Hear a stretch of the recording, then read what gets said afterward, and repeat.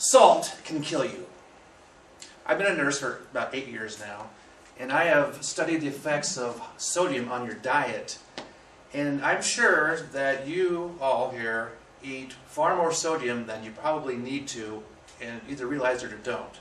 If you go to McDonald's and have a large fries, you're probably getting 10 times more sodium in your diet than you need. I'm here to show you why you should lower your sodium and tell you what salt is, how your body uses it, and diseases caused by excess sodium intake. But first, I want to show you a little video I made from my nutrition teacher. She's a registered dietitian. Her name is Peggy Johnson. Well, one of the pitfalls we see with consuming too much sodium is that sodium has an affinity for water, so it does cause water retention in the body. Certain individuals may be susceptible to increase in blood pressure due to this excess water retention. Hypertension is one of our leading risk factors in the development of cardiovascular disease and stroke, and so as well as kidney disease. And so for that reason, hypertension is a major concern health-wise in our population today. First of all, what is salt?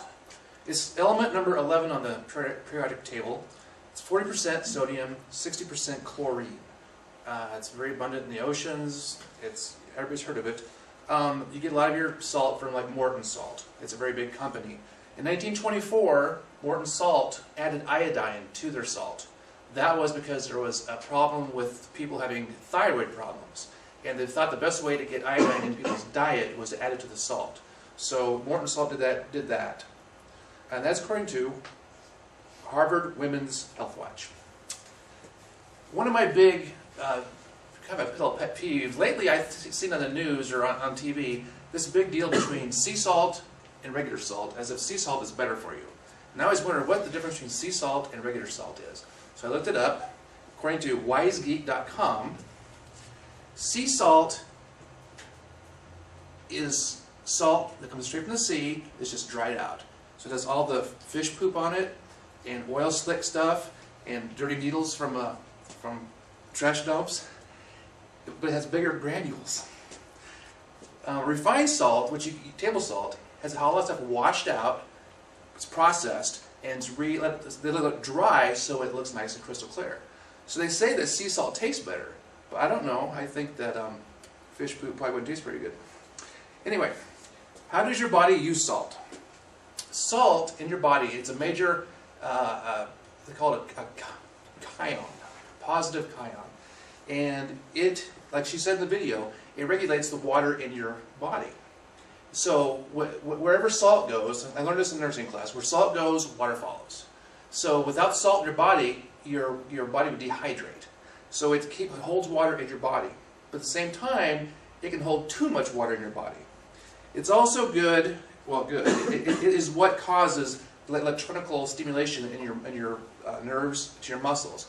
Without salt, you would have no electronics in your brain to run your body. Now for the negativity of a high salt diet, and the reason why you should eliminate salt altogether.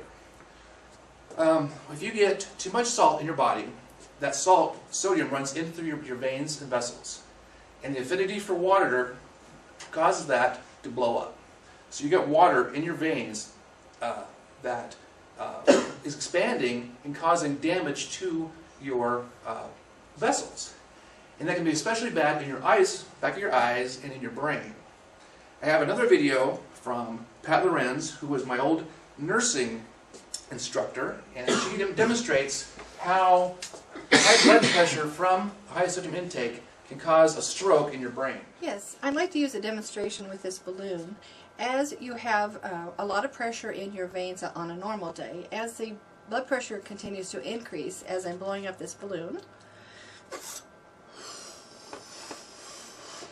we never know in our lives if there's a small weakened area. So as the pressure continues,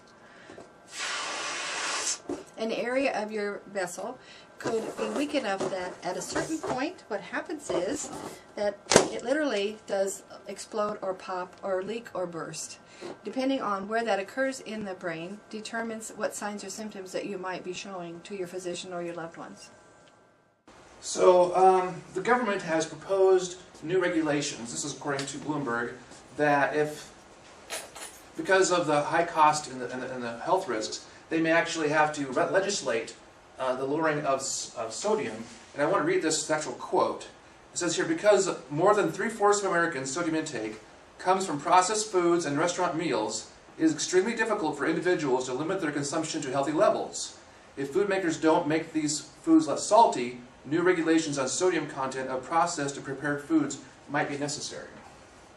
Which brings me to a little story about my father. I give him a hard time about salt intake, and I hope he sees this. He's the kind of guy who eats processed foods and will just dump salt onto his food constantly. And I kind of scolded him for it, and he takes high blood pressure pills. I said, if you were to just cut the salt out, you may be able to reduce those pills or get rid of them completely. Because people don't realize that that high salt intake is a big deal. Actually, it's made the news just recently.